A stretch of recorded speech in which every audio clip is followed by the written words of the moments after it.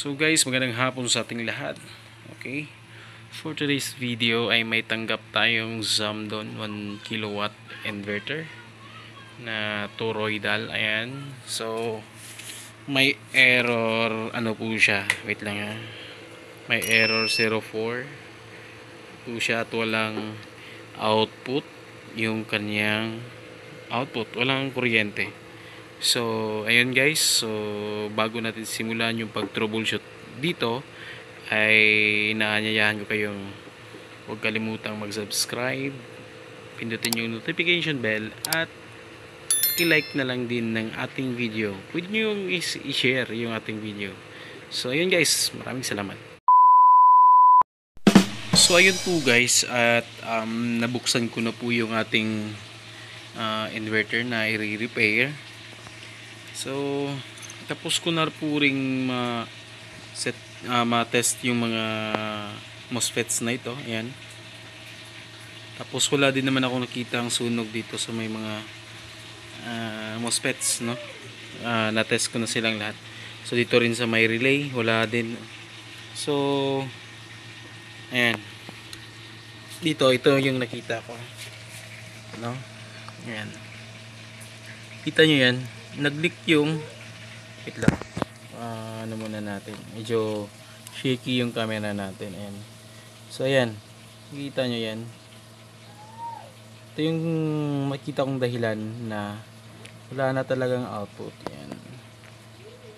Ayan, ito kasi yung papuntang MOSFETs, tapos dito ayan, sa supply.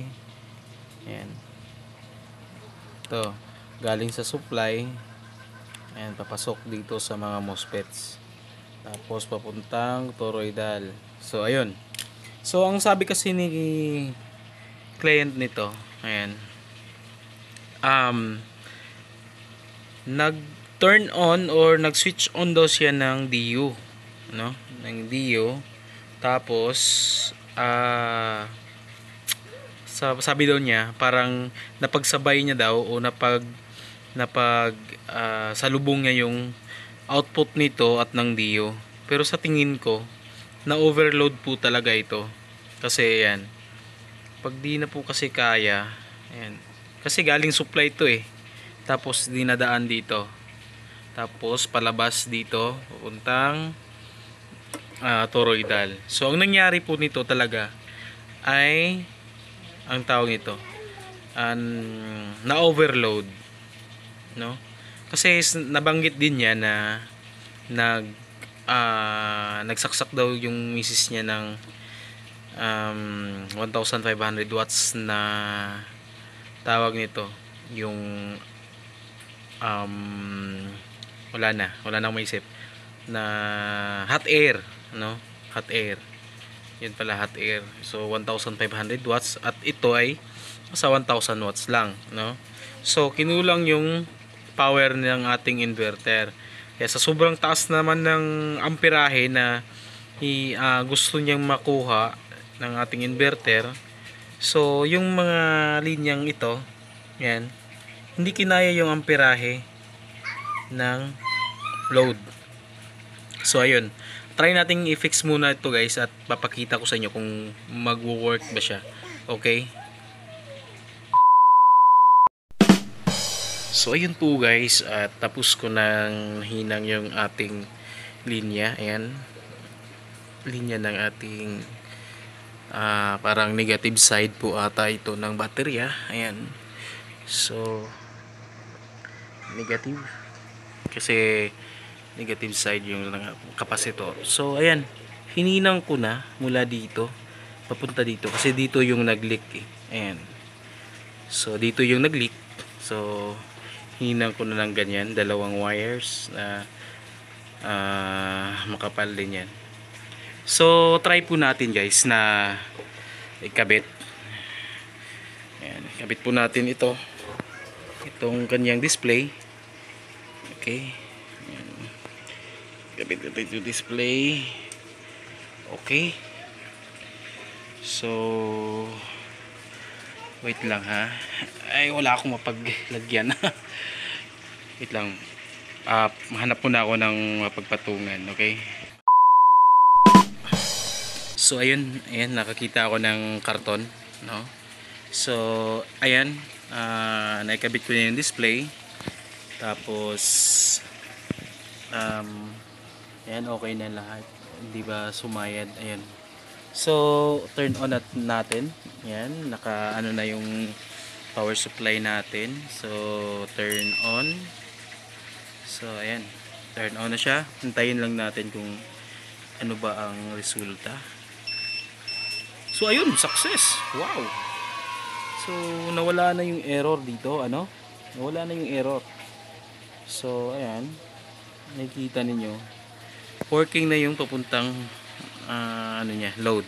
So sukatin po natin kung may voltage po yung output niya. Okay.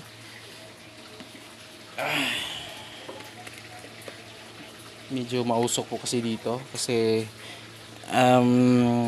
nagluluto si Mrs. ng tawag nito ulam. So ayan. So sukatin natin yung voltage output niya. So may 237.7 volts yung output niya. So success yung ginawa natin.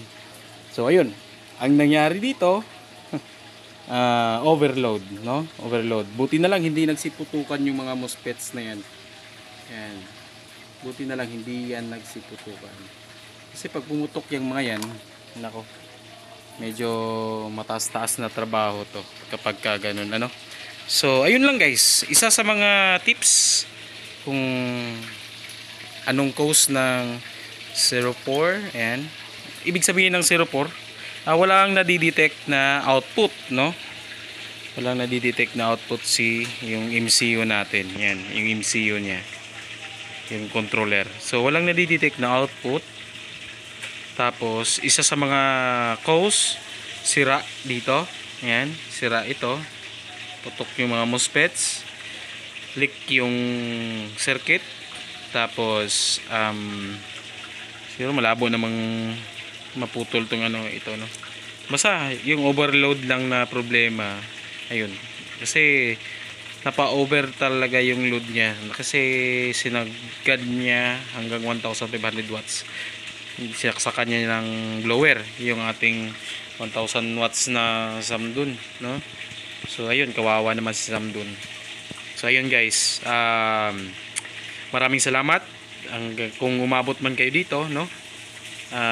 Once again, hinanyayahan ko kayong huwag kalimutang mag-subscribe sa ating channel kung bago pa lang kayo sa ating channel, at pindutin yung notification bell para lagi kayong updated sa mga uploads ko na kakakunan din nyo ng aral. Okay? So maraming salamat at peace.